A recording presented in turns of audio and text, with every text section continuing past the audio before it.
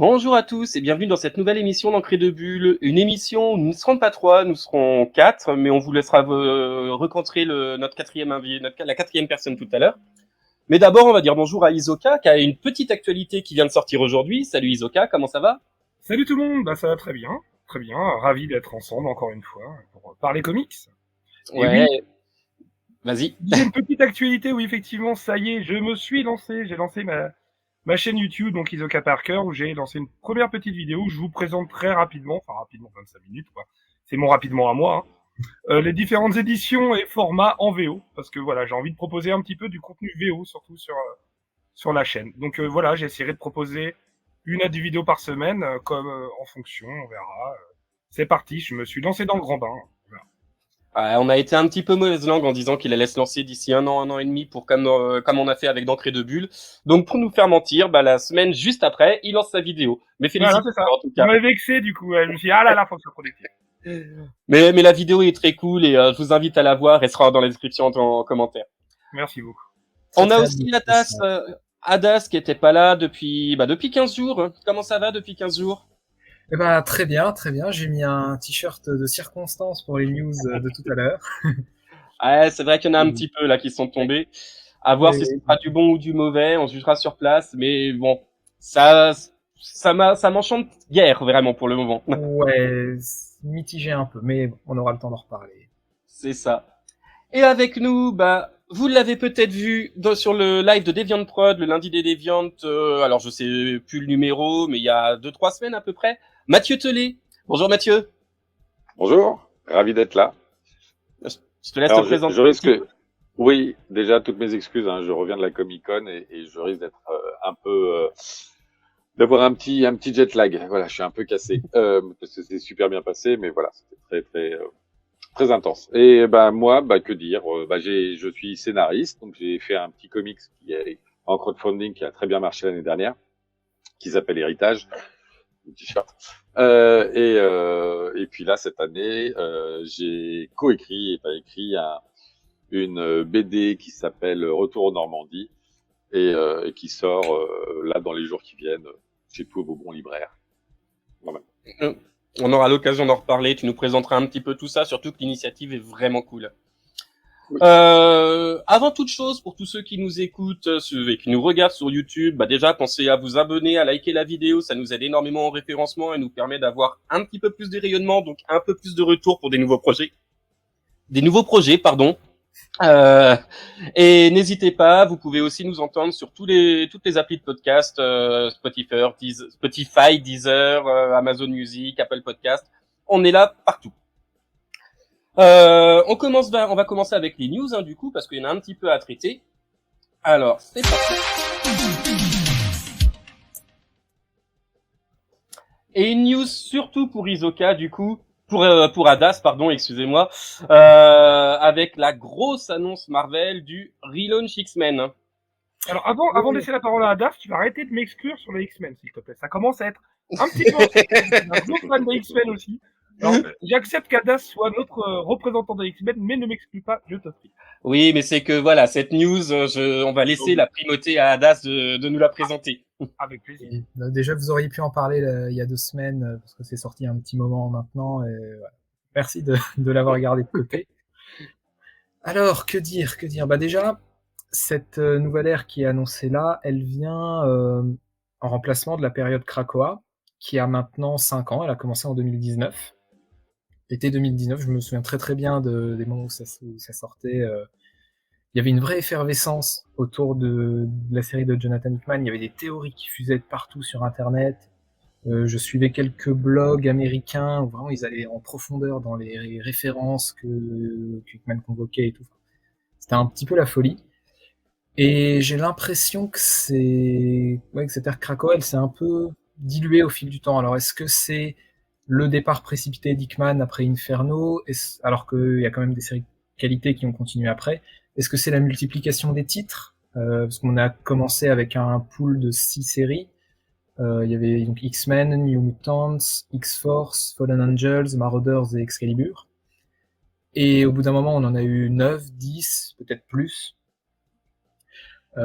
Et voilà, qualité un petit peu variable, ouais, très très bon et du oubliable, voire pas bon du tout. Voilà, donc au global, je trouve que la période Krakoa, elle est vraiment intéressante. Il y a des pépites à lire dedans, mais on peut pas dire qu'elle ait maintenu le niveau de hype qu'elle avait à ses débuts. Et là, Marvel annonce ces 3 nouvelles séries. On peut se dire, oh chouette, un roster de 3 séries, ils ont appris de leurs erreurs, ils se sont recentrés. Pas du tout. Ça, c'est 3 séries qui ont été annoncées. Ils en ont annoncé 6 autres qui viendront par la suite, donc on se retrouvera à nouveau avec 9 séries. Bon, on verra ce que ça donne. On verra ce que ça donne. C'est ça, et les équipes créatives, contrairement à ce qui se passait sur l'ère Krakoa, ça vend pas énormément de rêves. Jed McKay, à part son Moon Knight qui est vraiment acclamé, le reste c'est quand même plutôt en dents de scie. Moi encore une fois, je l'ai dit, son Black Cat, j'avais essayé le premier tome, qui m'est lourdement tombé des mains. Je trouvais ça mais chiant comme la pluie. Désolé, mais c'était beau, mais c'était chiant. Heureusement, il y a Ryan Stegman qui va être là, qui va quand même donner un petit peu d'éclat à cette série. Sur les 3 dessinateurs, on peut dire que c'est du bon quand même. J'aime Ah oui, Carmen Carnero, c'est très bien aussi. David Marquez, c'est loin d'être un manche non plus. Non, au niveau artiste, on est bon. Mais là où moi j'ai fait des bons par 2 fois, première fois, je vois Exceptional X-Men, Ewing et Carnero, je fais chouette, allez Ewing, reste sur les X-Men. Non, c'est Eve, elle et Wing. Ouais. Ce qui fait que c'est beaucoup moins hypant qu'un L.A. Wing qui, pour l'instant, tout ce qui touche est à peu près d'or. Oui, on en reparlera tout à l'heure. C'est ça. C'est ça. Alors, je n'ai jamais rien lu de Evelyn Wing, pour le coup. Mais j'ai pas entendu de très bonnes choses sur son Black Panther. Je sais pas, Isoka, toi, si t'avais lu les single issues. Non. Donc, à voir ce que ça peut donner. Après, elle pourrait aussi trouver un ton qui fonctionnerait bien sur la série. Surtout qu'il y a, c'est la série un peu à la Generation X, à la New Mutants, à la Young X-Men, c'est la jeune génération. On va dire, il y aura des nouveaux personnages dans la série qui seront menés par Kitty Pryde et Emma Frost, qui ont en général une dynamique qui fonctionne bien, que ce soit dans les Marauders de Jerry Dugan ou un peu plus loin en arrière dans les Astonishing X-Men de Whedon et Cassaday. En général, quand les 2 personnages-là sont ensemble, ça fait des étincelles. C'est peu de le dire. Sans mauvais mots, Donc, voilà, sur des nouveaux personnages, avec en plus ces 2 figures-là en leader, en mentor, il y a des belles choses à faire, donc je reste curieux. Jed McKay, effectivement, il y a son Moon Knight que j'aime beaucoup. J'entends beaucoup de bien de son Doctor Strange. J'avais bien aimé la mort de Doctor Strange et Panini n'a pas poursuivi sur ce qu'il a fait ensuite sur le personnage, mais j'en ai entendu bien. Et j'avais pas lu ses Black Cat pour le coup. Donc oui, là aussi à voir ce que ça peut donner. Après, c'est peut-être le scénariste quand même qui me hype le plus parce que c'est un peu la figure montante chez Marvel en ce moment. Donc après, est-ce qu'il y a pas, il y a une facilité à être une figure montante chez Marvel à l'heure actuelle, malgré tout. Le roster d'artistes est quand même pas exceptionnel, à part les grands noms qui sont implantés depuis une quinzaine d'années. Jonathan Hickman, Ale Wing, Kieron Gillen. Après, sorti de ces 3-là, ça devient un peu plus compliqué de trouver des scénaristes qui fédèrent, quoi. Pas tout à fait faux, oui. Oui. Il y a peut-être manqué d'un renouveau fort ces 10 dernières années. Passer les grands architectes de la période 2000-2010. Après, Gail Simone, alors c'est une scénariste, j'ai l'impression d'entendre son nom depuis toujours, mais je suis pas sûr d'avoir déjà lu des choses qu'elle a écrites. Elle a pas fait grand chose de bien connu, elle a fait le Batgirl New 52. Ouais. Récemment en tout cas, dans ces 10-15 dernières années, il n'y a pas eu grand chose. C'est ça. Mais non, mais t'as tout dit, c'est ce que j'allais dire. Le problème de Gail Simone, c'est que c'est quelqu'un qui a beaucoup écrit dans le milieu des années 2000 surtout. Elle a écrit les Birds of Prey, que moi j'aimais beaucoup, au début des années 2000. Ensuite, elle a fait les Secret Six. C'est vachement bien, les Secret Six, la suite d'Infinite Crisis. Ouais, mais c'est pas paru en France. Si, Deadshot et les Secret Six. Si, en 4 tomes. Ça, c'est paru en France, autant pour moi. Je les ai. Je vais pas te les chercher, ils sont à côté, mais c'est en 4 tomes. Ils appellent ça Deadshot et Secret Six. Ils ont mis en avant Deadshot. T'as les 8 derniers numéros de Birds of Prey, justement, par Simone, et l'intégralité de la série Secret Six, qui est vraiment vachement bien. Et effectivement, elle a fait aussi un run sur Wonder Woman à la fin des années 2000. Et effectivement, son dernier travail notable, on va dire, bah, il remonte au New 52 avec son Bad Girl. Ouais. Donc effectivement, Gail Simone, bah, ça fait juste 10-12 ans qu'elle écrit plus franchement. Ouais, Donc ouais. moi, c'est ce que je vois quand j'ai vu cette annonce-là. Déjà, on voit, bon, 3 titres. On se dit, c'est pas beaucoup, mais enfin, attention, il faut préciser quand même pour ceux qui nous écoutent, c'est 3 titres X-Men. Oui. C'est X-Men, Uncanny X-Men et Exceptional X-Men. Donc déjà, quand on nous dit qu'il y a que 3 titres au départ, mais que c'est 3 titres X-Men, ça pue. Parce qu'on se doute bien qu'il va y avoir un Wolverine ou un X-Force ou un truc comme ça. Bah, c'est ce qui a été énoncé. Il y a 6 autres séries, sans compter celles qui vont arriver par la suite. Bon, va y avoir un Wolverine, où ça va vendre, y a pas de souci. Un Storm où va avoir, parce que si c'est la même équipe créative que la dernière mini-série, ça va pas être folichon. Va y avoir X-Force et X-Factor, le retour d'X-Factor qu'on n'a pas vu depuis quelques années malgré tout. Il y a eu une série X-Factor pendant Air Krakoa par Léa Williams qui était vraiment bien. Ouais, Très, carrément. très Léa centrée sur- Williams, c'est vraiment bien. Ah, comme quoi ça peut arriver. Non, Alors, elle était chouette cette série. C'était vraiment, Ouais. ça prenait un petit peu l'esprit d'X-Factor Investigation justement de Peter Ouais. David. D'accord. Et c'était vraiment pas mal du tout. Et juste, ce que je voulais dire, pardon de vous interrompre, c'est juste, quand on voit les logos aussi, bah c'est super inquiétant, parce que, comme l'a très justement dit Hadas, on est en 2019, Hickman, il met un méga coup de pied dans la fourmilière, allez on y va, Oxbox, on redéfinit tout. Alors je vais pas forcément spoiler le début d'Oxbox, mais en tout cas, il y a un statu quo qui est vraiment redéfini pour les X-Men. Clairement. Et là, on voit les logos, on fait, oh là là, mais on a fait un pas en avant, 2 pas en arrière, là encore. Oui. Trois, trois en arrière même. Hein. Ouais, je dis 2, tu peux en mettre 10. Enfin, c'est double salto arrière. Mais le problème, c'est que, bon, c'est quoi? Il va y avoir le manoir X-Men, on revient à Westchester. Donc là, on fait 3 équipes. Alors, les équipes, elles sont un petit peu dispersées, elles ont l'air sympas. Il y a une équipe dont Wolverine a l'air d'être à la tête, une autre, c'est Cyclope. La troisième, je sais plus qui est-ce qui a sa tête. Je crois que tu l'as Ça a l'air cité. d'être Kitty Pride. C'est Kitty Pryde et Emma, ouais. Donc, ok, on retrouve des équipes différentes, c'est sympa selon les équipes. Mais là, donc, on va partir encore sur 9 séries. Donc, tu l'as dit, il y a NYX aussi. NYX qui était une série un petit peu plus obscure, un petit peu plus ancienne. Moi, je l'avais pas lu à l'époque. Je sais pas si quelqu'un l'avait lu. J'ai lu la deuxième mouture, la suite par Christopher Yost. J'ai malheureusement pas lu celle de Quesada qui était a priori incroyable. Mais ce qu'a fait Christopher Yost après était très très bon aussi. J'ai pas lu, mais je les ai trouvés il y a quelques temps chez un bouquiniste à Bruxelles. Et c'est une série qui est un peu difficile à trouver. Oh oui. Donc j'étais très content, mais c'est vrai que je les ai pas encore lus. Mais ils sont quelque part dans ma pile à lire. Ok, ça roule. Mais, ouais. Mais a priori, cette série NYX, ce sera le titre qui prendra la suite de ce qui a commencé à être fait avec Miss Marvel, qui a intégré l'univers mutant dans les dernières années de Krakoa. Ok. J'ai lu des rumeurs là-dessus. Et apparemment, le titre Phoenix, ce serait pas un titre uniquement sur Jean Grey. En personnages principaux, on aurait Jean, on aurait Rachel Summers et on aurait Hope. Ouais, ok. c'est bon. La famille Phoenix, quoi. La famille Phoenix, ouais. Ça donc, voilà, Oui, vas-y. non, mais il y a des choses intéressantes qui peuvent être faites, même voilà. Moi, retrouver du X-Factor, c'est intéressant aussi. Sur les rumeurs à propos de Storm, ce serait qu'elle continuerait à se battre pour que les mutants aient une représentation politique au sein d'une certaine géopolitique mondiale, comme il pouvait l'être pendant la période Krakoa. Donc ça aussi, ça peut être très intéressant.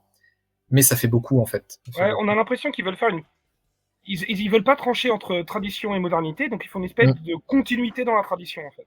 Ils vont essayer quand même de prendre, je pense, les choses qu'ils peuvent prendre de la fin de l'ère Krakoa, et tout en revenant un petit peu back to basics, quoi. Oui.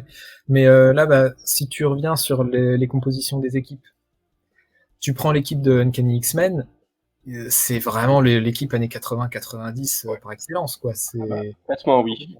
Ouais. Bah, c'est celle un peu allez, Nightcrawler, à l'exception de Nightcrawler, c'est celle du dessin animé, quoi. Oui. Mais même, tu vois, tu prends Nightcrawler avec ce costume-là, ça crie Chris Claremont. Complètement. Ouais, c'est clair. Et au final, t'as l'équipe centrale qui est peut-être, celle, je veux dire, traditionnelle dans le sens où, dans une équipe X-Men traditionnelle, tu t'attends à ce qu'il y ait des anciens, des plus récents, des encore plus jeunes. Donc là, on a Quentin Quire et j'oublie toujours son nom, elle était dans dans Wolverine and the X-Men, celle qui manipule le feu et la glace. J'ai plus son nom. Non plus. Ouais, mais j'aimais beaucoup ce perso dans Wolverine and the X-Men. Donc ça me fait plaisir de la revoir là. On a le Fléau qui a l'air d'être là un peu, peut-être pour faire l'électron libre, pour qui serait les gros bras de l'équipe. Ce roster-là, moi, il m'intéresse. J'adore Magic, j'adore Cyclope, voilà, Psylocke, ça fait toujours plaisir de l'avoir aussi. Ouais, ça m'intrigue, mais j'ai un peu peur du gros retour en arrière, du retour au statu quo. Est-ce que Krakoa va continuer d'exister dans un coin? Est-ce que ça va vraiment être balayé? Ça pose des questions et on verra. Ça t'inspire quoi, toi, Mathieu, tout ça? Je sais pas déjà si t'as lu beaucoup de X-Men dans ta vie, si... Si, beaucoup, mais il y a très longtemps, c'est limite, ça s'est arrêté au champ du bourreau, donc tu vois, c'est... Ah oui, ça commence à dater un peu. Non, quand tu vois les logos, t'es pas dépaysé, a priori. Voilà, c'est ça. J'ai l'impression que je suis tombé dans une faille spatio-temporelle et qu'on est revenu... Ouais, non, effectivement, mais comme j'ai raté tout Krakoa et tout ça, je sais pas, faudrait que je m'y remette, et en même temps, bah, ça fait pas très envie, là, franchement, là, ce qu'on voit là, et ouais, je sais pas, j'ai un... si vous me conseillez quelque chose de récent dans les X-Men, je suis preneur, mais je là, sais pas ce que vous en pensez, Adas et Mine, mais faut que tu lises Oxbox, je pense. Franchement, toi, en plus, qui a lu les X-Men un peu vieux, tradi et tout, qui a une petite culture de base des X-Men, je pense qu'Oxbox, tu vas trouver la proposition intéressante et elle peut être suffisante. Oui. Éventuellement, tu lis un Inferno en plus, mais pour finir. Oui. Bah, la fin de House of X, c'est vraiment, ça ouvre sur la suite. Ça, voilà, ça met des pistes de quelles vont être les menaces sur Krakoa. Voilà. Mais c'est aussi une forme de conclusion, en tout cas de tout ce que Hickman voulait mettre en place. Il pose ça là, et il a lancé un vivier d'histoires possibles, mais il y a aussi une forme de conclusion à Oxbox qui fonctionne bien. Oui, non, tu peux lire ça, tu peux éventuellement lire après Immortal X-Men et X-Men Red qui vont sortir en deluxe cet été. Deux très bonnes séries, bah justement on en parlait de Kieron Gillen et de Alley Wing, mais le reste c'est au pire tu lis un ou deux events qu'il y a eu à cette période-là en diagonale, ça te donnera les grandes lignes et t'as pas besoin de prendre tout Oxbox, Dox, Sox et tout ce qui finit en Ox qui arrive quoi. Non, ça c'est pour les complétistes maladifs, et encore faut le faire au fur et à mesure, sinon tu te retrouves avec 80 TPB, c'est un peu ça. Non mais honnêtement. C'est ça, Bah oui, tu parles en connaissance de cause, toi, c'est pour ça. Et encore, là, tu vois, j'en ai déjà peut-être une vingtaine de retard, et là je commence à me dire putain, faut que je m'y attelle parce que sinon je vais bouffer que du X là, et tout bien tout honneur. Il est encore un peu tôt pour ça. Pourtant on est dimanche soir là, dans mon studio, dimanche soir j'étais devant la 6 à partir de 21h. Rêve pour les boomers. Hein. T'étais en avance. Ah oui, tu penses le magnéto prêt et tout, hein, évidemment. Non, mais c'est vrai que c'était grisant de suivre ça semaine par semaine, mois par mois. Mais rattraper a posteriori, là je vois, j'ai peut-être un an de retard sur les publications VO. J'ai clairement pas la foi de tout rattraper. Je vais me faire Immortal, Red et le run de Jerry Duggan, qui sont un peu la colonne vertébrale, et qui vont mener vers les deux mini-séries conclusives, Fall of the House of X et Rise of the Powers of Ten, et Resurrection of un certain personnage. Ouais, et t'as X-Men Forever aussi. Oui. X-Men Forever, qui est la poursuite en fait d'Immortal X-Men. Ouais. J'ai vu que Gillen continue aussi ses intrigues là-dedans. Ouais, donc je vais rattraper mon retard là-dessus, mais je vais clairement pas tout suivre. Mais tu vois ce que tu disais, Mind, en conseil pour Mathieu, de Immortal X-Men, ça c'est déjà une deuxième étape, je trouve. Déjà, je pense qu'il faut lire Oxbox. Si ça lui plaît, éventuellement qu'il a envie d'aller, si Mathieu t'as envie d'aller un petit peu plus loin après Oxbox, là je suis d'accord avec Mind, tu peux aller sur ces séries ciblées là, parce que tu peux pas lire toutes les séries, puis il y en a franchement qui sont sans importance et sans incidence, donc même complètement nul comme Fallen Angels, par exemple. Bah oui, non mais elle a été désavouée de toute façon. Je t'avoue, c'est le seul TPP que j'ai pas. Donc tu vois, je suis un faux complétiste. Ouais, mais je pense que la postérité t'en tiendra par rigueur. Après, Juste pour terminer rapidement, tu disais 3 séries X-Men principales, c'est beaucoup. Si on revient à la période Marvel Now, celle qui avait suivi Avengers vs Ouais. X-Men, C'est vrai. on avait les 2 titres de Bendis, Uncanny et All New X-Men. Ouais. On avait Wolverine and the X-Men qui continuait.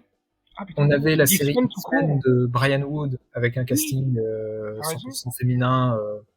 C'est C'était vrai. assez terrible parce que le casting vendait du rêve. T'avais Olivier Coipel au dessin et c'était nul. Ah ouais, putain. C'était C'était complètement vraiment mauvais. Ah, j'ai Ouais. revendu. Mais et je me demandais s'il n'y en avait pas une autre, mais là ça fait déjà beaucoup. Mais en tout cas, il y en avait au moins 4. Au moins 4. Ouais, t'as raison. Donc c'est pas la première fois qu'ils font un coup comme ça. Pareil, après Secret Wars, t'avais les Uncanny X-Men de Cullen Bunn, t'avais Extraordinary X-Men de Lemire, et t'avais All New X-Men qui De continuait Denis sur Hopeless, ouais, je m'en souviens. de Denis Hopeless, ouais. Effectivement, Donc, t'as raison. Oui, c'est ouais. vrai que ça a toujours été énorme. Enfin, même tu vois, quand des années Claremont, quand vraiment les X-Men commençaient à cartonner dès le début des années 80, on a New Mutants dès 83 ou 84. Ensuite, on a Wolverine, qui a aussi sa série régulière. Après, il y a Excalibur. Il y a X-Factor d'abord. Ouais, X X-Factor qui Factor à partir de 86. 85 ou 6, c'est ouais. ça. Après New Mutants qui deviendra X-Force. Enfin, Ouais.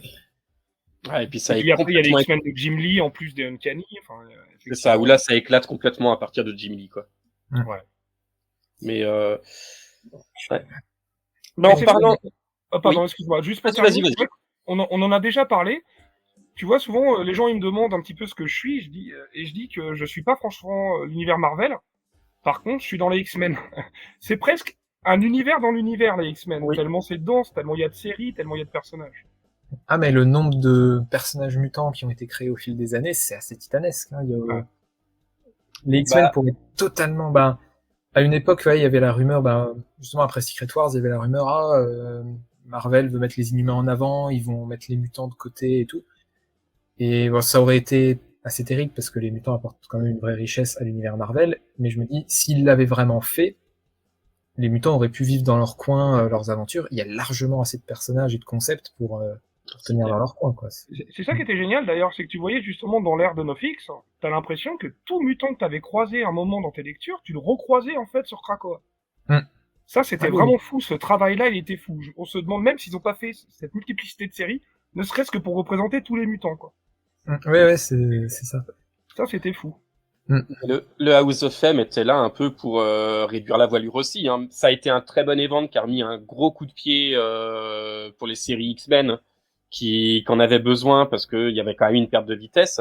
Et puis réduire à peu près 200 mutants, c'était une très bonne idée parce que tu te retrouves...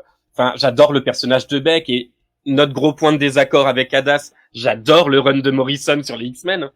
Et Beck est un personnage que je trouvais vraiment intéressant, mais il sert à rien. Clairement, c'est le personnage, son Non, pouvoir. mais il montre de manière visuelle. Enfin, moi, j'ai une planche en tête de New X-Men où justement, tu le vois de dos comme ça, qui demande à ce qu'on le laisse tranquille et qui est en train de se faire tabasser par des gens pour sa différence. C'est un des mutants où sa différence, elle est montrée sur sa tête, quoi. Alors, certains mutants, ils peuvent essayer de cacher leur pouvoir quand ils peuvent être cachables, entre guillemets, quoi. C'est un gros néologisme, ça, mais quand, en gros, ils peuvent un petit peu cacher leur pouvoir.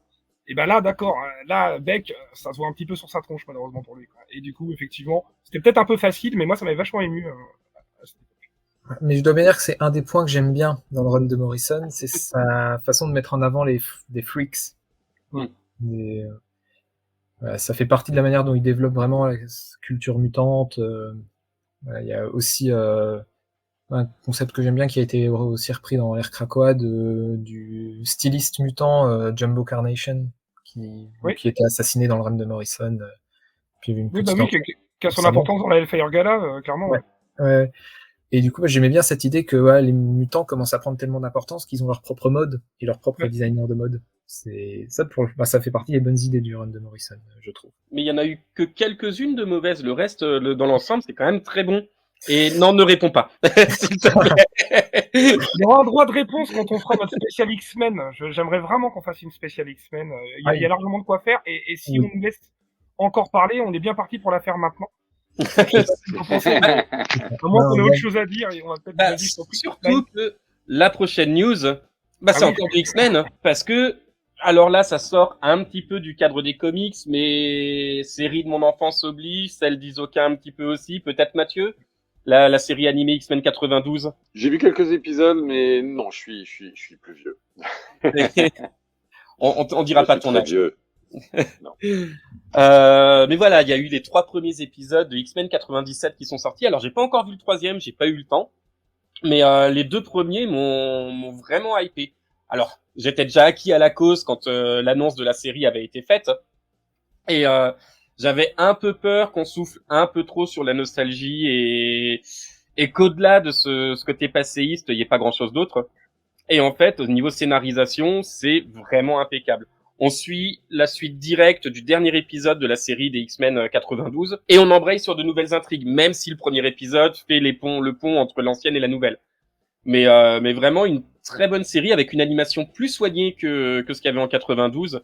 Et puis revoir ces costumes et les personnages avec lesquels j'ai grandi, moi ça a eu son petit effet nostalgique. Petit bémol, évitez la VO. Le doublage VO est catastrophique. C'est dans le surjeu comme dans les années 90. Tu veux dire la VO ou la VF? La VO. La VF est très quali. La VO, c'est la VF des années 90 dans les séries animées. Ouais, je te rejoins, mais j'ai vraiment l'impression que ça, par exemple, culturellement, en France, on a des comédiens de doublage depuis longtemps. Aux États-Unis, ils n'ont pas franchement de comédiens de doublage. C'est-à-dire que pour les films d'animation, ça fait pas si longtemps qu'ils mettent des vrais comédiens pour faire des doublages, mais ils n'ont pas, à proprement dit, des spécialistes comédiens de doublage. Ah, mais là, j'ai par moment, j'ai essayé, hein. J'exagère à peine en disant que par moment, j'avais l'impression d'entendre la VF de Mammouth dans Nicky Larson pour certains personnages. Alors, j'exagère un petit peu, mais l'idée est là, quoi. Le doublage est vraiment pas bon. Mais par contre, le reste, oui, non, c'est un vrai plaisir. On reprend en plus des personnages de ceux qui ont lu les X-Men, surtout Claremont Telly. Sans trop spoiler, on fait quand même des gros clins d'œil aux années 80-90 des X-Men en papier. Et ça marche vraiment bien, c'est bien rythmé, c'est bien écrit.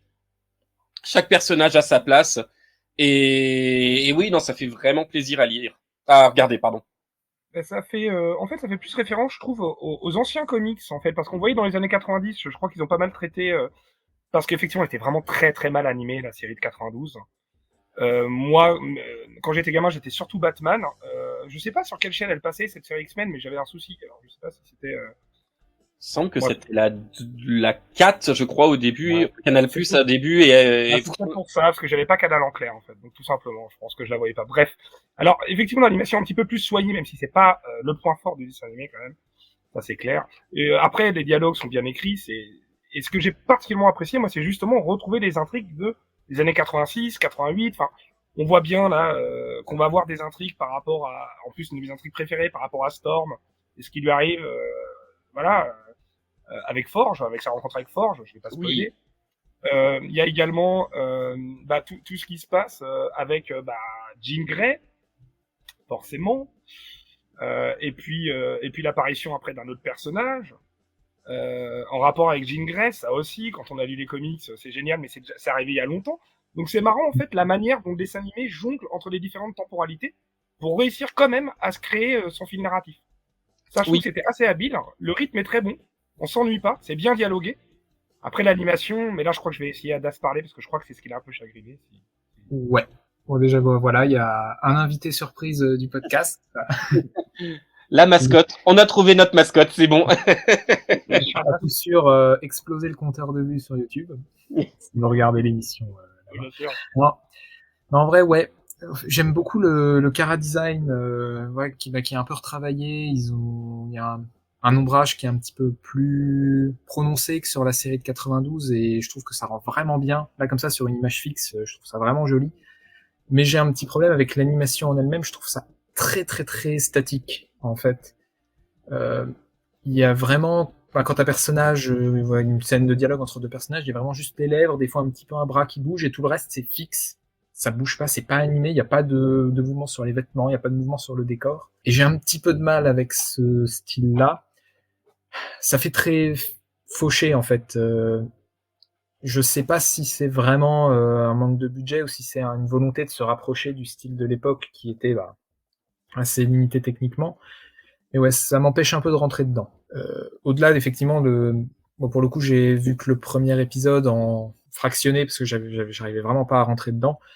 Et ouais, ça a l'air vachement sympa, mais j'ai pas. L'animation me bloque. C'est bête, hein, parce que si j'arrivais à aller au-delà, je suis sûr que j'adorerais les intrigues, voilà, revoir les références. Je sais un peu ce qui se passe avec Jean et ce qui tourne autour dans la suite. J'ai lu 2-3 trucs là-dessus et finalement, voir une adaptation de ça, j'adorerais, mais j'accroche pas au style graphique à l'animation. Donc, Pour resituer un petit peu, pour ceux qui n'auraient pas encore vu la série, la fin de la saison 4, 5, je sais plus, de X-Men 92, Charles Xavier meurt. Et on prend la série et dans le premier ou le deuxième épisode, je sais plus, on apprend que Charles a légué le manoir et l'école à Magneto. C'est le cliff du premier. C'est bon, bah voilà. C'est pas grave. Non, mais c'est pas grave. De toute façon, il y aura 10 épisodes. Il y aura 10 épisodes pour X-Men 97. C'est comme ça qu'elle a été vendue, hein, de toute façon. Oui. Et puis de toute façon, pour ceux qui ont lu les comics, c'est pas une surprise. Non, voilà. Et il y a même certaines relations entre Magneto et certains personnages qui rappellent les X-Men de la fin des années 90. Ce période Opération Tolérance Zéro et des choses comme ça. Ça t'a attiré, toi, ça, Mathieu, ou pas du tout? Le dessin animé? Oui, bah la nouvelle mouture. Bah, j'ai pas regardé parce que du coup j'ai pas fait l'effet nostalgique parce que j'ai pas vraiment connu la série. Enfin, je savais qu'elle existait, mais je la regardais pas. Je sais, donc je pourrais la regarder, mais s'il y a trop de références à ce qui a été fait avant et que si ça joue trop sur la nostalgie, c'est sûr que je vais passer à côté. Après, si l'idée c'est de plaire aussi à des nouveaux un nouveau public, peut-être que ça peut le faire, mais c'est sûr que si je le vois, ça sera forcément avec un regard qui sera totalement neuf et qui n'aura pas toutes les références. Donc ça peut être intéressant, comme ça je vous dirai si j'ai trouvé ça extrêmement chiant ou si ça peut parler à quelqu'un qui n'a pas vu les épisodes d'avant, quoi. Mais je pense que ça peut parler parce que moi j'avais rien vu d'X-Men 92. Et moi, j'ai juste lu les comics de Claremont. J'ai lu tout le run de Claremont de 75 à 91. Et tu vois, j'ai pas encore lu le run de Jim Lee, moi. Moi, j'ai pas encore lu le Chant du Bourreau, par exemple. Moi, il faut encore que je lise tout le run de Jim Lee jusqu'à l'ère d'Apocalypse. Et après, j'ai lu New X-Men, j'ai lu Astonishing X-Men, j'ai lu tout le reste. Je crois que j'ai quasiment tout lu des X-Men depuis 75, sauf la période de Jim Lee, Lobdell, ni César. D'accord. Qui était pourtant très riche. C'est que j'ai pas tout, en fait, tout simplement.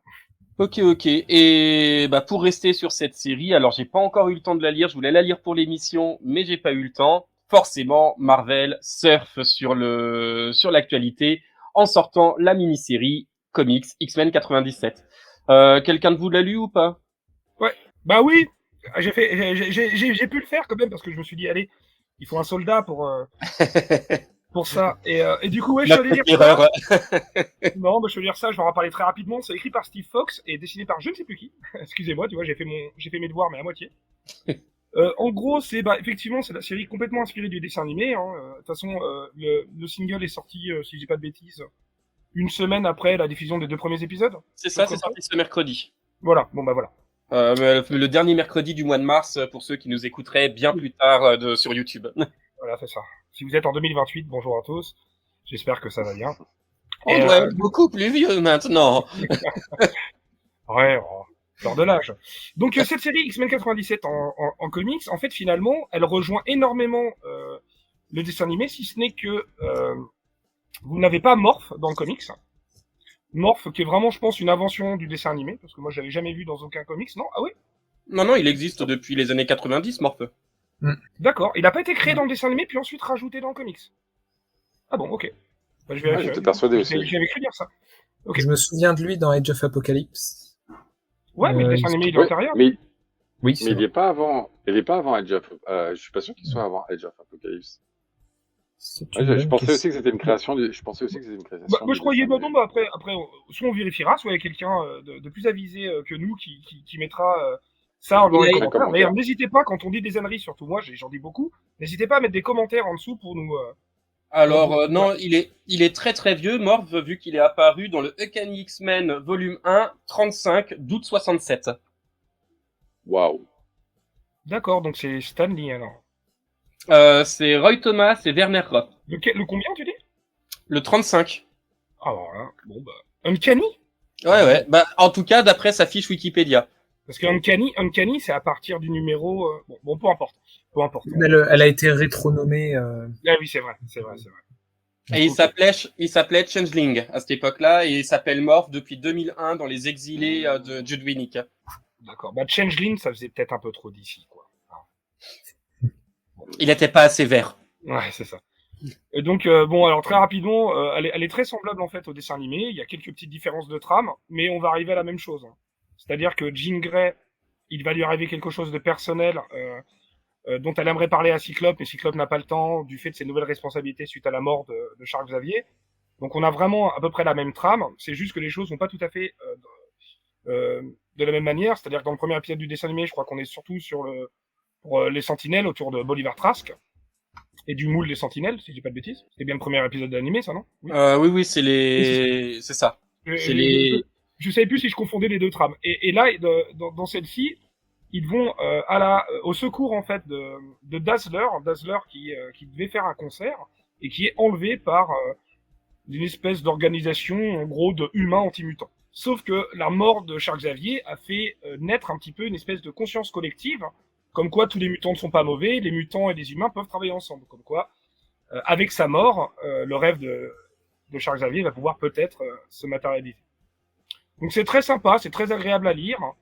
C'est en complément du dessin animé. Alors, ce qui est étonnant, c'est que c'est semblable, mais ça prend des routes différentes. Donc, je sais pas trop à qui ça s'adresse. C'est un peu bizarre. Ça me paraît curieux de suivre les deux, quoi. Parce que je vois pas bien l'intérêt de le faire, du coup. Mais c'est très sympathique, quand même. Je trouve pas que ce soit un complément. Et c'est pas non plus la même chose. Donc, en fait, c'est à la fois trop la même chose et que c'est un peu différent. Donc, je sais pas trop. Et c'est pas la... Vas-y, Adas, excuse-moi. Non, j'avais cru lire que c'était censé combler un espèce d'ellipse entre la série de 92 et la nouvelle. Donc a priori, c'est pas... Ou alors effectivement, t'as peut-être raison. Tu vois, ça se trouve, si on regarde le dessin animé et puis ce comics, on voit que peut-être ce qui n'est pas forcément montré dans le dessin animé, là, le comics y répondrait. Alors si c'est vraiment du cross-média comme ça qui est bien fait, là, franchement, mea culpa, je vérifierai au cas où, mais en tout cas, effectivement, c'est à peu près les mêmes trames, donc c'est très possible. Après, au niveau de la temporalité, etc., de voir les concordances des situations, à voir, mais vu qu'il n'y a pas Morph, par exemple, déjà dans l'équipe, ça pose déjà problème, quoi. Donc on voit bien que c'est pas forcément de la réponse cross-média immédiate, quoi. À suivre le mois prochain, du coup. On va passer sur autre chose que du X-Men, hein, parce qu'il y a, même si les X-Men c'est très bien, il n'y a pas que les X-Men dans la vie.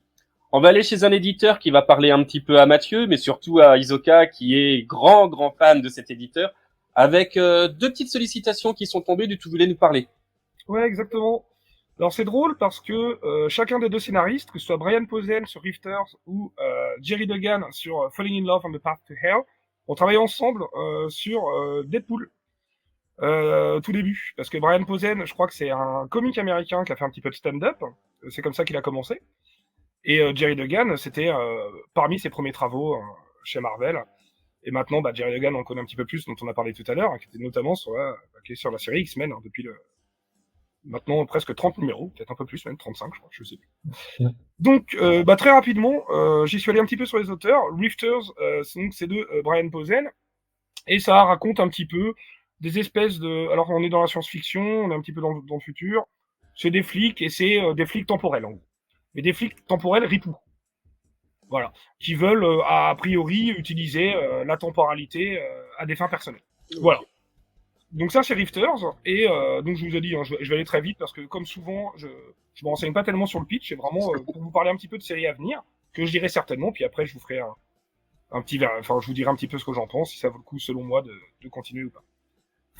Falling in Love and the Path to Hell, donc c'est Jerry Duggan, et je me rappelle plus de son prénom, Brown, le dessinateur, mais en tout cas, les planches qui ont été montrées, Gary peut-être? Non, je suis pas sûr. En tout cas, les planches qui ont été montrées sont vraiment très belles. James. Ça, je suis très curieux, c'est un petit peu... Non. Mais désolé Mathieu, mais non, c'est pas lui. Il est mort, lui. C'est Ryan Brown. James Je Brown. vous ai dit que j'étais pas en forme. Ah non, c'est encore Ryan. Ah oui non, mais c'est pas le même que Ryan Brown. Si, c'est celui de 8 Billion Jennies. Mais c'est pas celui qui chante I'm a Sex Machine. Non, désolé, Mathieu. C'est son Ah ouais, frère, c'est Je pareil. pensais pas que c'était Ryan Brown, d'accord, très intéressant. Je pensais pas que c'était lui parce que dis donc, ah oui, c'est supprimé sur les planches. J'avais pas forcément reconnu son style en fait. Je vérifie, je dis peut-être une bêtise. Il y a un E qui manque. Bah c'est pour ça. Donc je crois pas que ce soit celui-là. Oh, puis pour qu'il se plante sur le nom de famille dès la cover je trouverais ça surprenant quand même. En tout cas, bah c'est très intriguant. C'est l'alliance entre l'arme à feu et la lame, un petit peu, une espèce de vieux cow-boy et de samouraï. On a l'impression qu'on a un mélange de culture, un mélange de genres. C'est vraiment très intriguant. Et les planches qu'on a vues sont très belles. Alors je sais pas si t'as vu, si t'as pu trouver Mind ou pas. C'est Gary Brown, c'est Jerry Dugan et Gary Brown. J'avais dit Gary Brown, comme quoi ma mémoire de vieux, elle fonctionne encore à peu près. Donc J'étais bah voilà. pas loin. Ouais, il y avait, à quelques lettres près, c'était ça. Tu pouvais dire Jackie, ça passait aussi. Et bah voilà les deux séries Image que j'ai retenues, qui m'intriguent beaucoup. Je sais pas si il y en a une des deux qui vous intrigue ou qui vous donne envie. Falling in Love, je vais carrément aller dessus. Ouais, les planches sont incroyables. Ce casque de samouraï qu'on voit à l'arrière-plan me fait vachement penser au masque de Vador sur les premiers posters de Star Wars. Ah, mais la composition complètement. complète, il fait penser. Ouais. Mais non, les planches sont vraiment superbes. De Gunn, j'avoue que j'aime bien ce qu'il fait, en général. C'est rarement excellent, mais c'est souvent sympathique. Et ouais. Non, avec un bon dessinateur, ça peut vraiment être une bonne série à suivre. Ouais. Hein, moi, c'est pareil. Si les intérieurs sont du même niveau que la cover, le Falling in Love peut m'intéresser. Des choses qui te tentent, toi, Mathieu, là-dedans, ou peut-être Les pas deux. pour le moment. Les deux? Si, Falling in Love visuellement, ça a l'air très très beau. Et Rifters, je suis assez friand moi des histoires de voyage dans le temps et du coup, juste pour le scénario, je le lirai avec plaisir. Ouais. Enfin, j'espère avec plaisir. En tout cas, je le lirai. Voilà, c'est rare chez Image qu'on ait des grosses déceptions. Ça arrive, mais c'est qu'on ait des très grosses déceptions.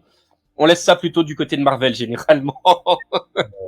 Après, ils produisent beaucoup de choses, Image, quand même, hein. Ça peut arriver. Hein. On peut être déçu. Après, et puis tout dépend de nos attentes aussi. Hein. Les déceptions sont en fonction des attentes aussi.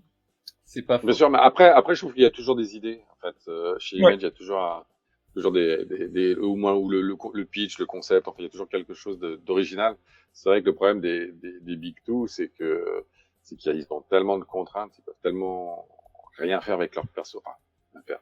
Il y a quand même un cahier des charges qui est quand même assez strict. On n'a pas ce problème-là avec des séries Image où ils peuvent se permettre de faire ce qu'ils veulent. C'est ça. C'est Image, quand il y a une série qui se lance, c'est parce qu'il y a un auteur qui a voulu raconter cette histoire-là, en général.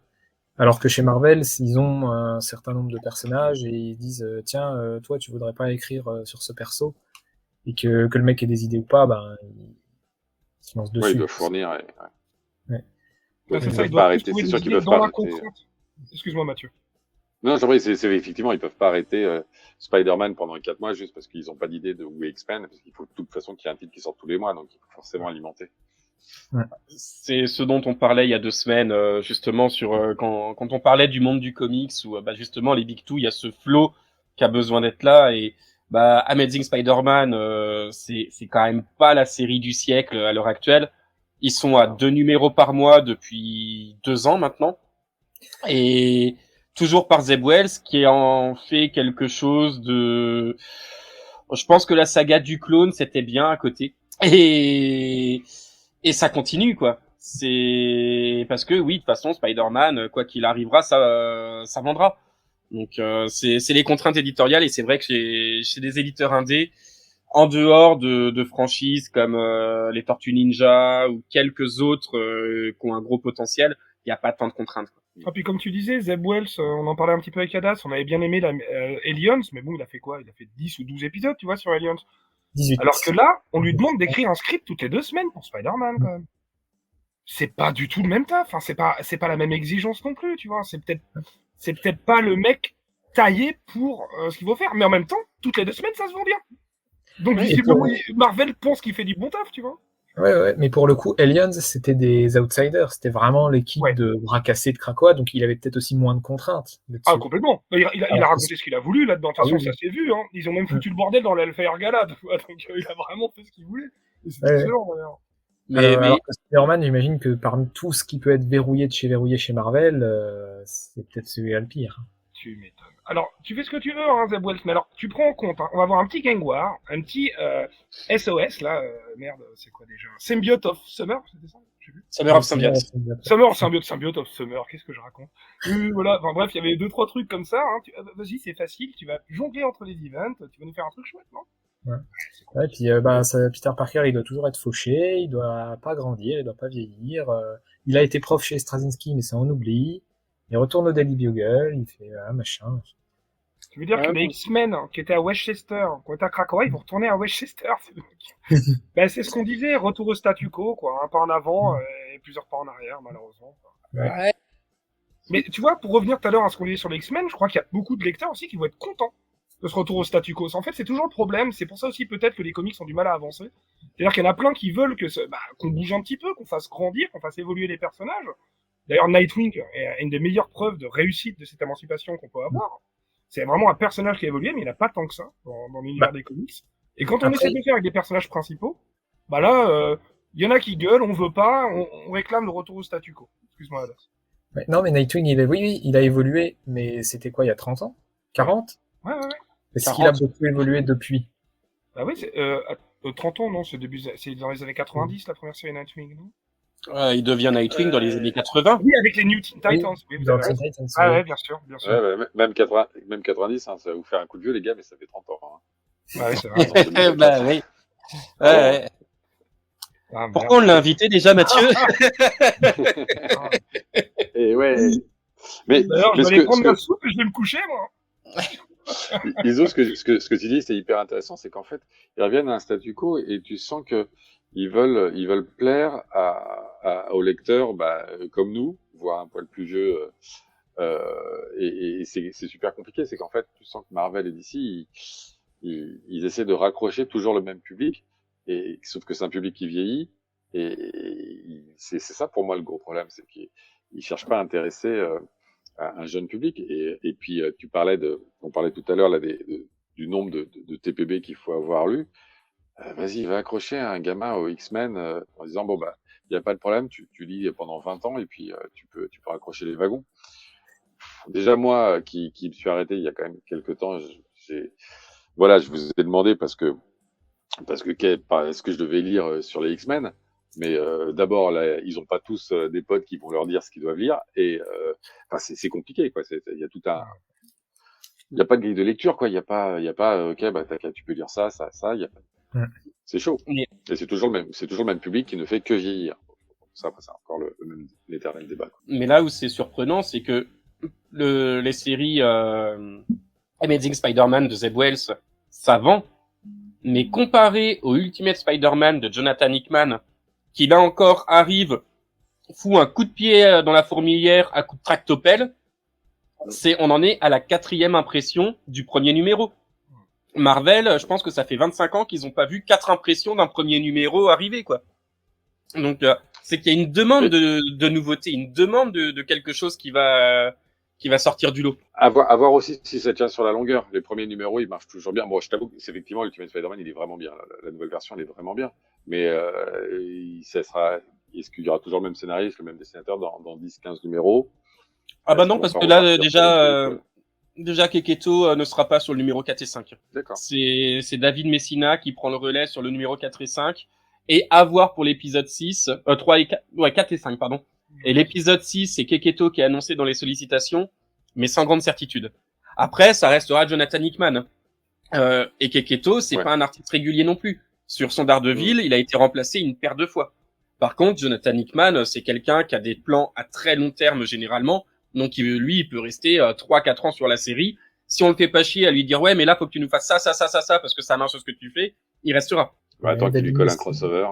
Mais non, je regardais là, David Messina, il avait fait la série Han Solo et Chewbacca dans l'univers Star Wars. C'était pas moche, mais c'est un peu lisse, quoi. C'est pas. Ouais, les gens vont être aussi déçus que quand ils ont lu le Daredevil, quand ils sont passés de Keketo à un autre artiste, je pense. Il y a quelques fois, c'est ça, hein, il met la barre haut et du coup, quand on passe derrière, on voit la différence. Et Mindphobia, quand tu dis que le Amazing Spider-Man, il se vend bien, c'est-à-dire, c'est quoi les chiffres? Parce que en fait, Alors, j'ai plus les chiffres en tête, mais quand je suis sur un Discord où tous les mois il y a un mec qui balance le top 50 des ventes, et Amazing Spider-Man est toujours dans les 5 positions de tête. Il est même, j'ai envie de te dire, il est même, je crois, premier ou deuxième à chaque fois. Ouais, ça a dû descendre à un moment, mais ouais, non, il est vraiment en top vente. Toujours. oh putain. Et mais là, voilà, 4 impressions pour un numéro d'une série. Ouais, c'est du jamais vu depuis, je pense depuis les années 90.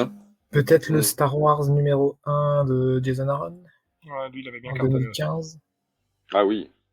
Mais qui... Ouais, on oublie que des numéros 1 qui cartonnent bien, c'est pas forcément quelque chose, tu vois, dont on fait la news mais effectivement, tu peux avoir plusieurs impressions. Peut-être pas 4, mais il en a eu au moins 3, je pense, 2 ou 3, hein, le premier Star Wars d'Aaron. Effectivement, c'était, en plus, c'est cassadé au dessin, ça claquait quand même. Hein. Enfin, voilà. C'est pas ouf d'ailleurs, mais bon. Non. Ouais, parce que Jason Aaron est capable du meilleur comme du pire. Hein. Ouais. Non, continue parce que sinon. Ouais, parce que on est revenu sur Marvel alors qu'on parlait d'Image à la base. On va retourner chez les indés avec là à nouveau 3 séries que t'as choisi, Isoka, chez Dark Horse. Absolument, j'ai choisi 3 séries chez Dark Horse. On va en parler dans l'ordre d'apparition sur le visuel pour ceux qui regardent l'émission. Donc on commence par Kill All Immortals de Zach Kaplan. Voilà, ça m'intriguait beaucoup. Zach Kaplan, il a fait Mindset. Alors lui, je veux absolument le lire. Je l'ai pas encore lu, mais j'en ai entendu beaucoup de bonnes choses. Je sais plus chez quel éditeur il est sorti en VF. Est-ce que vous vous souvenez? Est-ce qu'il est sorti en VF d'ailleurs? Mindset, c'est chez Comics Initiative. Ah bah voilà, chez Comics Initiative. Donc voilà, j'ai très très envie de lire ça. Je sais pas si quelqu'un l'a lu parmi vous. Non, en tout cas, ça m'intrigue. Donc voilà, cette série Kill All Immortals, je la trouvais très très accrocheuse au niveau graphique. Donc voilà, il y a au moins 4 numéros qui sont prévus. Je sais pas si ce sera en 4 ou pas. Voilà, est-ce que j'enchaîne? Oui, tu peux. On peut, hein. Allez, j'enchaîne. J'enchaîne avec Anansi Boys de Neil Gaiman. Alors, Anansi Boys, c'était une nouvelle de Neil Gaiman qu'il adapte en comics. Il a souvent fait ça. Il a déjà fait ça pour son roman American Gods, qu'il a fait, d'ailleurs, dans une magnifique, je vous la montre pas, mais elle est dans une magnifique library edition, parce que Dark Horse, ils font des très très très belles éditions reliées aussi. Et donc, j'étais forcément intrigué. De toute façon, dès qu'il y a Neil Gaiman et qu'il y a une adaptation de ses nouvelles ou de ses romans en comics, j'y vais. J'aime beaucoup. Alors j'aime beaucoup sa prose aussi, hein, j'aime beaucoup ses nouvelles et ses romans, mais il sait s'entourer, je trouve, des bons artistes qui arrivent à comprendre où ils vont en venir par la narration de leurs dessins et par leur mise en page. Donc voilà. Il y avait notamment, c'est Black River qui a édité quelques nouvelles de Neil Gaiman, enfin des nouvelles, des adaptations comics, notamment Une histoire en émeraude, si je dis pas de Une histoire en émeraude, ouais. Et puis le Apple Blanche-Neige. Ouais. Blanche-Neige, voilà. Blanche-Neige, que j'avais beaucoup aimé, Colin Doran. Ouais. C'est assez incroyable. Que j'ai là. Donc c'est ça, hop, les Library Editions, c'est ces grands trucs-là. Et vous avez plusieurs récits de Neil Gaiman, donc notamment le Snow Apple Glasses, hop, que voilà, je montre rapidement. Tac. Ouais, magnifique, Jerry. C'était super bon. Un petit peu cher chez Black River, mais franchement, il vaut le coup. Ouais. Ah ouais, un petit peu cher. D'accord. Parce qu'en tout cas, c'est vraiment un super album. Disons qu'il est super fin, il fait 80 pages, un truc comme ça, et il doit être 16 ou 17 balles. Ah oui, effectivement. C'est ça. Anansi Boys, c'est la suite de American Gods. D'accord, c'est un roman qui est la suite d'American Gods. Anansi, c'est un dieu africain. On voit dans le roman, ouais. J'ai pas lu Anansi Boys, mais... Et c'est l'araignée que tu as sur la cover, c'est parce que c'est le dieu araignée africain. Génial. C'est bon, vendu. Et heureusement quand même que je t'en ai parlé, parce que n'ayant pas encore American God, je sais que ça, il faudrait que je le lise après, du coup. C'est top. C'est une cover de David Mack? Je crois que c'est ça. Exactement. Ça ressemble beaucoup, ouais. Oh, t'es fort, Mathieu. Ouais, je crois que c'est ça. De mémoire, j'avais cru voir ça. Je crois que c'est lui. David Mack, pardon, excusez-moi. Hop, et voilà. Et d'ailleurs, je voulais te poser absolument une question, Mathieu. D'où vient cet amour pour Fatalis, pour Dr. Doom? J'ai toujours adoré les mecs incompris. Les gens incompris qui veulent faire des choses bien, mais il y a toujours un connard un peu élastique qui veut foutre le bordel. Non, c'était je vais passer pour un psychopathe. C'était mon surnom quand j'étais petit. D'accord. Excellent. Moi, j'ai toujours aimé le personnage, en fait. J'étais tombé très jeune quand ils avaient sorti ça en français, Triomphe et Tourment, le récit qui était Doctor Strange et Doctor Doom dessiné par Mignola et écrit par Roger Stern. Et j'avais adoré. Et je crois que c'est la première BD, enfin on va dire roman graphique, le premier comics qui m'avait autant ému. Et et puis voilà. Et puis du coup, j'avais été très impressionné. J'avais beaucoup aimé le personnage. Et puis c'est un personnage qui est très précurseur de Magneto ou même de Thanos dans leur interprétation qui était très ambiguë. C'est-à-dire qu'en fait, ils n'étaient pas si mauvais que ça. Ils avaient juste une façon de voir les choses qui était très différente et qui était mauvaise, mais ils pensaient faire le bien. Et ils ont fini par, notamment le Magneto de Claremont est devenu comme ça, mais au début, Magneto, c'était juste un connard et basta. Et pareil pour Thanos. Et donc, je trouve que voilà, c'était un des premiers, pour pas dire le premier super vilain, qui était effectivement un peu perturbé, mais qui avait pas l'impression, qui dans sa tête, lui, n'était pas méchant. Et, voilà. Et après, quand j'allais des dédicaces, j'aimais beaucoup l'idée. Ça faisait chier certains libraires d'ailleurs, mais pas les dessinateurs, Dieu merci. J'aimais beaucoup l'idée de demander aux dessinateurs leur version de Doctor Doom. Et donc c'était assez cool. Donc j'ai des versions assez ouf, assez rigolotes. Oh, tu m'étonnes, pour les dessinateurs, c'est génial, hein, je trouve. Hein. C'est à la fois un défi, puis ça doit leur changer de ce qu'on leur demande toute la journée, quoi. Ouais, c'est-à-dire que parfois il y en a, ils en ont un peu marre de faire le 40e Batman d'affilée, quoi. Ah, c'est ça. Donc c'est sûr que. Donc non, à chaque fois c'est assez cool. Bah je le fais plus maintenant, parce que comme je suis passé de l'autre côté, j'ose plus. Donc c'est chiant parce que maintenant je connais plein de super dessinateurs, mais je leur demande pas. Mais bon, il y a d'autres avantages à de passer de l'autre côté. Bah, j'enchaîne avec le dernier titre Dark Horse, Paranoid Gardens. Alors là, c'est tout simplement Gérard Way. Voilà. C'est Gérard Way qui m'a donné envie d'aller sur ce titre. Gérard Way qui avait déjà bossé un petit peu avec Dark Horse, justement sur Umbrella Academy, qu'il a créé avec Gabriel Bas. Puis voilà un comics que moi j'aime beaucoup, mais qui est vraiment déjanté, qui est très singulier, qui a eu une adaptation sur Netflix notamment, qui a bien marché, je crois d'ailleurs. Elle a très bien marché cette adaptation, je crois. Oui. Enfin, elle a marché. Elle a marché, voilà. En tout cas, ça fait parler du comics, et pourquoi pas. Moi, j'avais regardé la première saison, je crois, et j'avais pas tout à fait retrouvé l'esprit du comics, donc j'avais pas super accroché. Et donc voilà, ça a l'air assez déjanté, c'est Gérard Way, voilà, c'est tout, j'y vais pour ça. Gérard Way, il a aussi travaillé sur la Doom Patrol chez DC. Je crois dans les années 2000, si je dis pas de bêtises, fin des années 2000, je dirais. Je suis pas sûr de ce que j'avance. Mais voilà.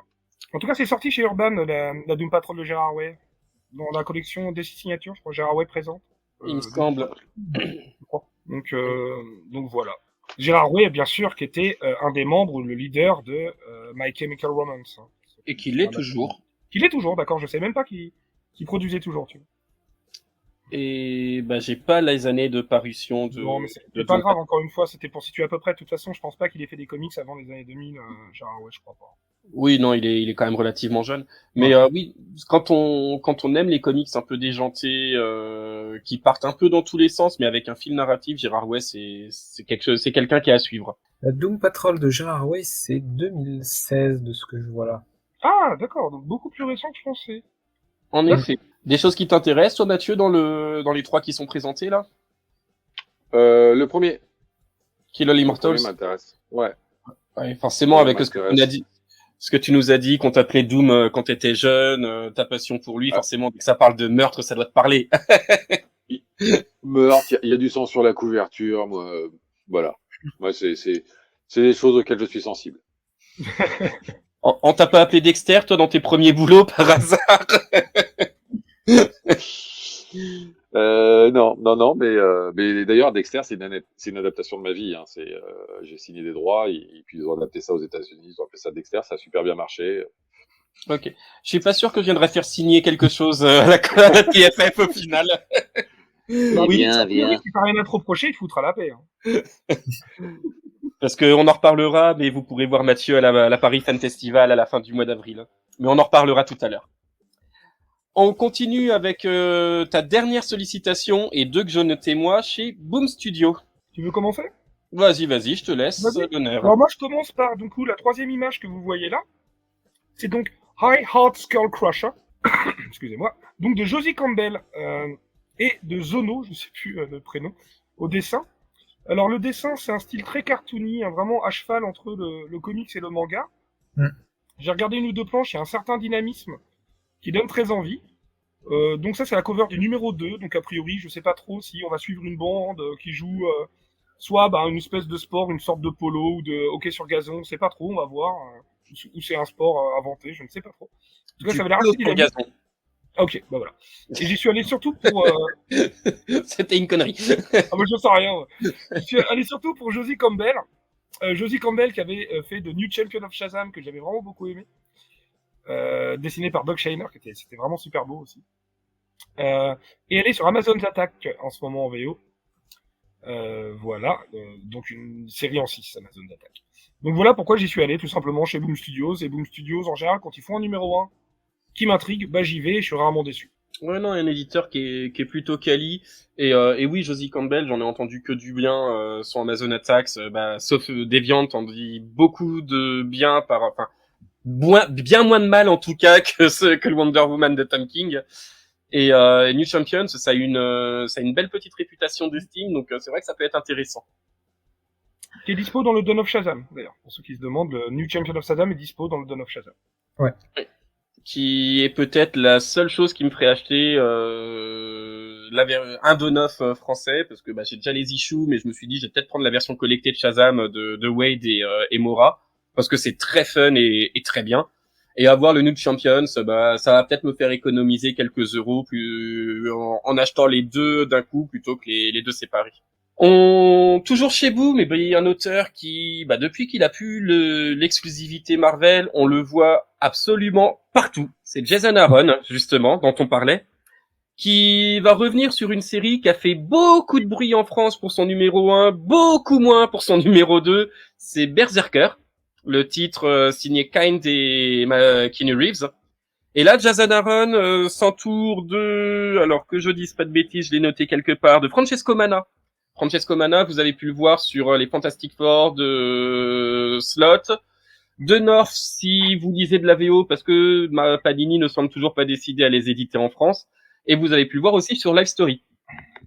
Et là, on va voir le personnage principal arriver au plein milieu d'un combat assez violent entre un de ses ennemis où il est plutôt chasseur de primes, donc il doit aller le récupérer, et sa fille. Et du coup, la série semble aussi bourrine que ce qu'il y a eu auparavant. Et il va devoir choisir entre son envie de fracasser du vilain ou écarter un petit peu sa fille de ce chemin-là. Donc ça m'a intrigué parce que Jason Aaron, après le titre, est-ce que j'irais l'acheter pour autant? Je pense que j'ai un tonton russe qui me le fournira assez facilement plutôt. Et le deuxième... Il parle anglais ton tonton russe ou... Ouais, il fait des importations depuis les États-Unis jusqu'en Russie et ça passe par la France sans douane, sans rien. Il est génial. Ouais. J'en ai quelques-uns. Je pourrais vous filer leurs adresses si vous voulez. Tonton Igor, il est formidable, tonton Igor. Igorovitch. Et le deuxième titre, c'est Profane. Alors là, c'est le titre que vous avez au milieu de la diapositive pour ceux qui nous regardent sur YouTube. C'est un titre de Peter Milligan qui a fait du très bon et du moins bon. Dans son très bon, on peut parler de Ecstatic de la fin des années 90, début 2000, avec le fabuleux Michael Red.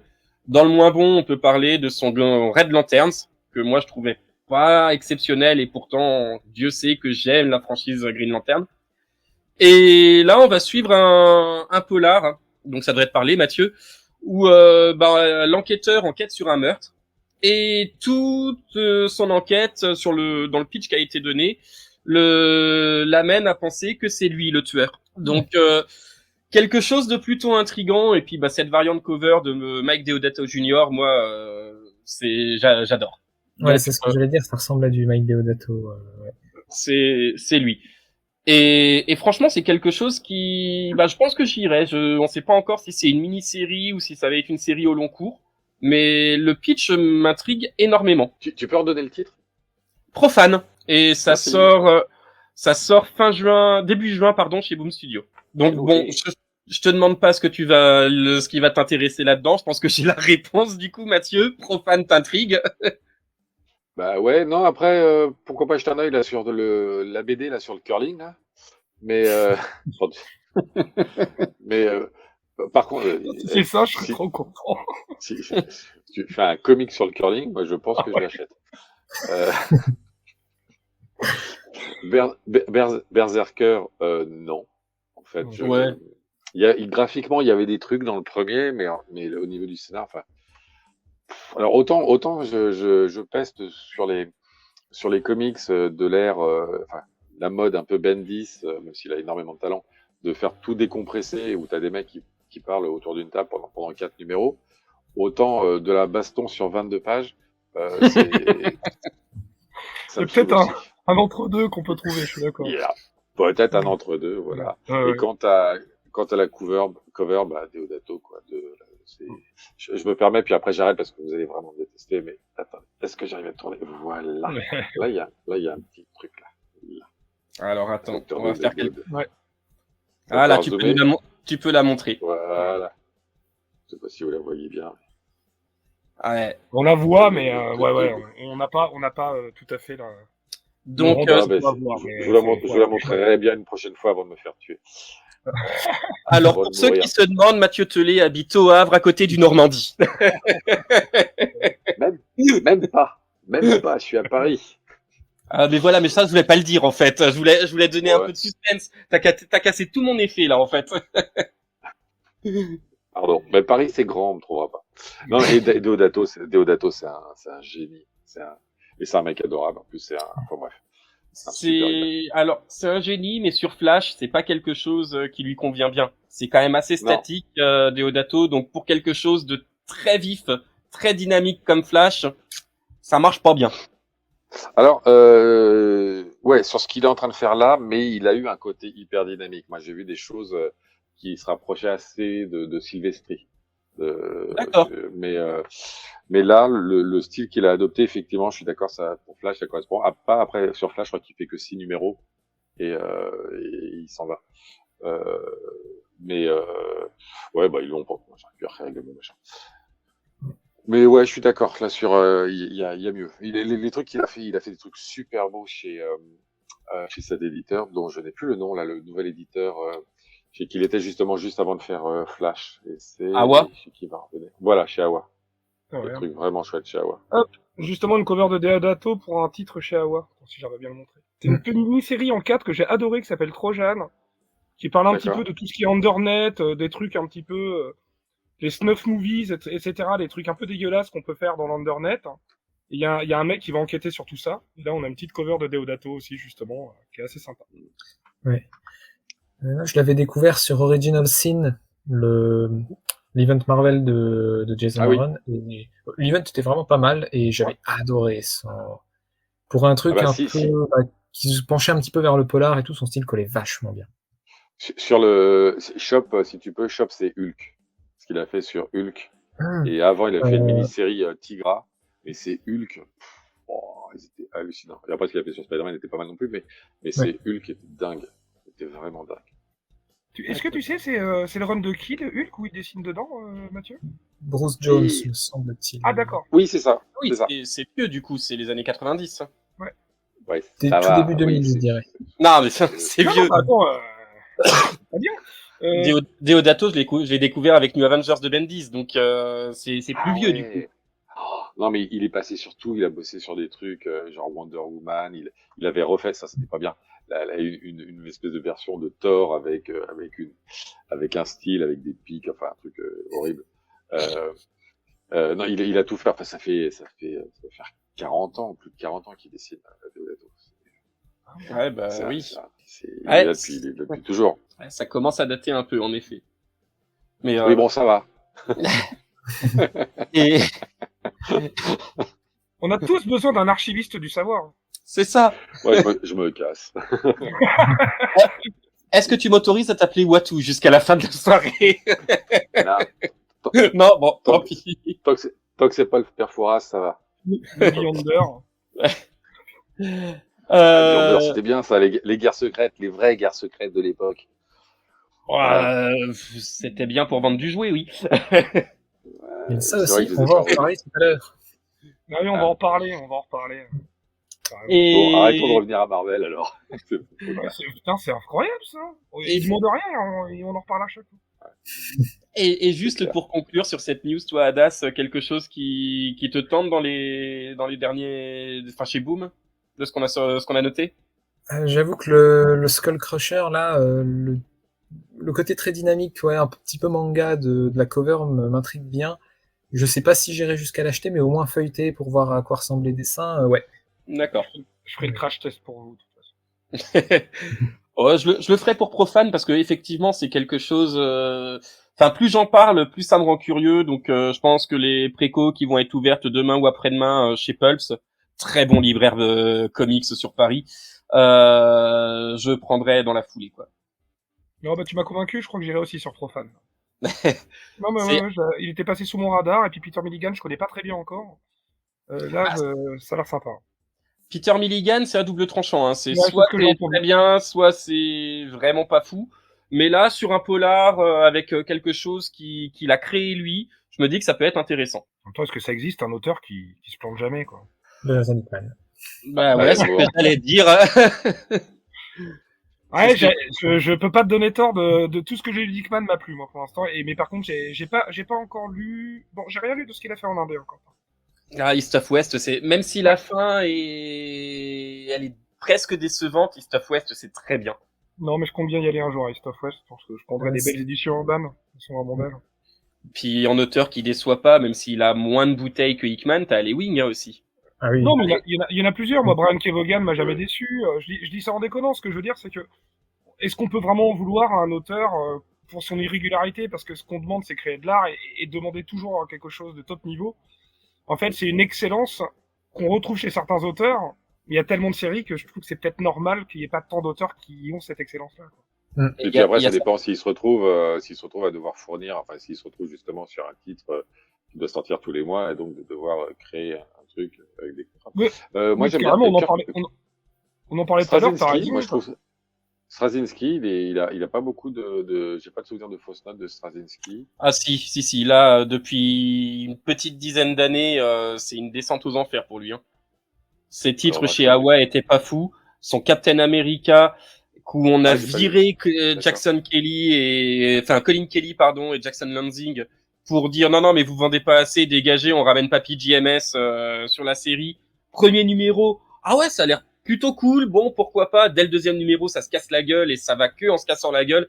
Non, c'est D'accord. Straczynski, faut regarder sa série de SF qu'il avait fait Babylon 5, je crois, de mémoire. Ouais. Lire son Spider-Man, son Thor, enfin ce qu'il a fait il y a une quinzaine d'années, et pas forcément aller beaucoup plus loin après. Rising Stars aussi, c'était vachement bien. C'était il y a longtemps. Ouais, Oui. Midnight Nation. Et Midnight Nation. Avec Gary carrément. Frank dessin. Ah ouais.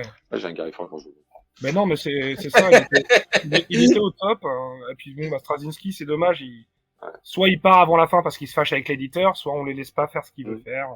CF, voilà, One More Day ou Brand New Day. Quoi. Ouais. Bon, bah, Kirkman. Non, Marvel encore, merde. Ah non, Kirkman. c'est Image aussi beaucoup. Oui. Ah oui, il a fait du Marvel, Kirkman. Bah oui, Marvel Zombie. Ultimate X-Men aussi. Ah. J'ai pas du tout aimé ces épisodes Ultimate X-Men d'ailleurs. D'accord. Oh là là. Bon, C'est la fin d'Ultimate X-Men. J'ai lu ces trucs, mais jamais chez Marvel, effectivement. Ouais, mais on en veut pas. Quand on voit la qualité de ce qu'il fait en indé, c'est pas grave. C'est ça. Et puis les coronesses en or qu'il arrive à se faire avec ses titres chez Image, parce que entre les licences, l'exploitation de Walking Dead et de son univers étendu et invincible qui a une seconde jeunesse avec la série animée sur Amazon, et puis son Energonverse qu'il a lancé chez Skybound en plus. Transformers, il est dans le top des ventes. Hein. Parce qu'on en parlait, il y a du Marvel, il y a du DC, puis il y a du Image. Alors ok, c'est l'exploitation de licence, mais Transformers, ça trustait pas les hauts des ventes avant que ça soit repris globalement par Kirkman. Non, chez IDW. Après, pardon. Je pense que Transformers, ça bénéficie aussi de l'effet de Daniel Warren Johnson. Warren Johnson, bah, clairement, bien sûr. Bah, il sait s'entourer. Hein. Kirkman, il sait aussi s'entourer. Hein. Clairement. Ça lui coûte quelques procès après, mais il sait s'entourer. Ah bah des procès. Ah bah sur ces comics où les droits ils partagent pas forcément comme il faut les droits et ça finit généralement en procès. Ah, c'est ok, d'accord. C'est une Joe Shuster Ah, et merde. c'est étonnant parce que j'avais un retour différent, notamment via Charlie Adler pour Walking Dead, où au contraire, il disait que Kirkman était extrêmement généreux sur les droits parce il le met comme co-créateur sur tout ce qu'il y a de Walking Dead, y compris sur les séries avec des personnages qui n'ont rien à voir avec, enfin que Charlie Adler n'a pas créé. Ouais, Et, mais là il y a eu un procès qui s'est fini en accord amiable entre avocats il y a d'accord, pas très longtemps pour Invincible. Il y en a eu un autre encore quelques temps avant. Enfin, Deviant Prod en a parlé d'accord, quelques fois sur sa chaîne et ouais non il a eu d'accord, quelques procès au cul Kirkman ok, d'accord. et il a Bon, en tout perdu cas, je sais quelques amis dans la foulée. d'accord, parce que je sais que sur Walking Dead, il a été, enfin, Charlie Adler me dit il était royal, quoi. Il a fait plus que ce qu'il aurait dû. Il était pas du tout obligé de partager ses droits à ce Ouais, bah, point-là. Non, mais après, il a eu un énorme gâteau aux comics. Peut-être que tout le monde voulait une part du gâteau et on grattait aussi. Hein. c'est possible aussi. C'est possible aussi. Enfin voilà, bah c'était les news de la semaine. Petite sollicitation. Alors on n'a pas trop eu le temps, désolé, ça viendra certainement pour la prochaine. Promis de faire un petit récapitulatif des sorties qui nous hype sur la quinzaine à venir avec l'équipe. Là, on a été un peu pris par le temps, on n'a pas pu le faire. Mais promis, pour dans 15 jours, ce sera fait.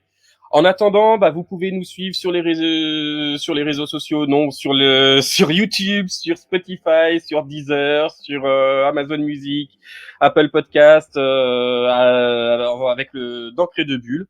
Et bah, n'hésitez pas à liker et à commenter. On se fera un plaisir de répondre à toutes vos questions. À dans 15 jours. Non, la semaine prochaine. On se retrouve la semaine prochaine avec les reviews, pardon. Oh là, il est tard. À la semaine prochaine. Salut! Salut!